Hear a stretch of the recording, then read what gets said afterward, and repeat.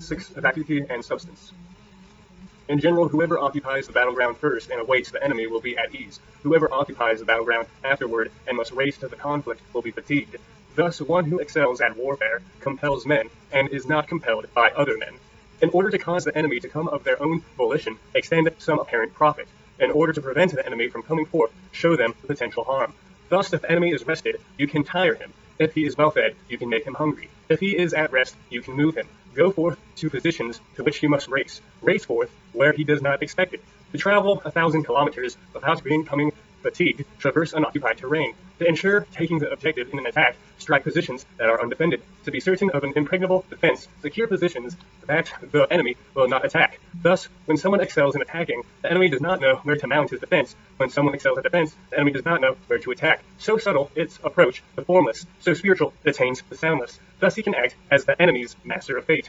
To effect an unhampered advance, strike evacuities. To effect a retreat that cannot be overtaken, employ unmatchable speed. Thus, if I want to engage in combat, even though the enemy has high ramparts and deep moats, they cannot avoid doing battle because I attack objectives that must rescue. If I do not want to engage in combat, even though I merely draw a line on the ground and defend it, they will not be able to engage me in battle because we thwart their movements. Thus, if I determine the enemy's disposition of force while I have no perceptible form, I can concentrate my focus while the enemy is fragmented. If we are concentrated into a single force while they are fragmented into 10, then we attack them with 10 times their strength. Thus we are many, and the enemy is few. If we can attack their few with our many, those whom we engage in battle will be severely constrained. The location where we will engage the enemy must not become known to them. If it is not known, then the positions that they must appear to defend will be numerous. If the positions the enemy prepares to defend are numerous, then the forces we will engage will be few. If no positions are left undefended, there will not be any places with more than a few. The few are the ones who prepare against others, the many are the ones who make others prepare against them. If you know the field and day of battle, you can traverse 1,000 kilometers and assemble to engage in combat. If you do not know the field nor day for battle, then the left flank cannot aid the right,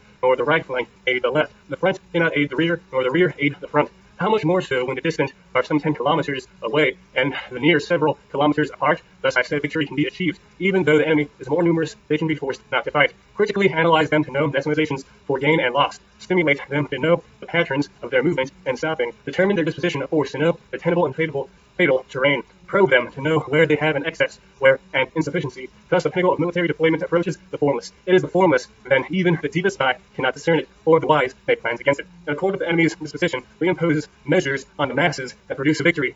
But the masses are unable to fathom them. Men all know the disposition by which we attain victory, but no one knows the configuration through which we control the victory. Thus, a victorious battle strategy is not repeated. The configurations of the response to the enemy are inexhaustible. Now the army's disposition of force is like water. Water's configuration avoids heights and races downward. The army's disposition of force avoids the substantial and strikes the vacuous. Water configures its flow in accord with the terrain. The army controls its victory in accord with the enemy. Thus, the army does not maintain any constant strategic configuration of power. Water has no constant shape. One who is able to change and transform in accord with enemy and wrest victory is termed spiritual.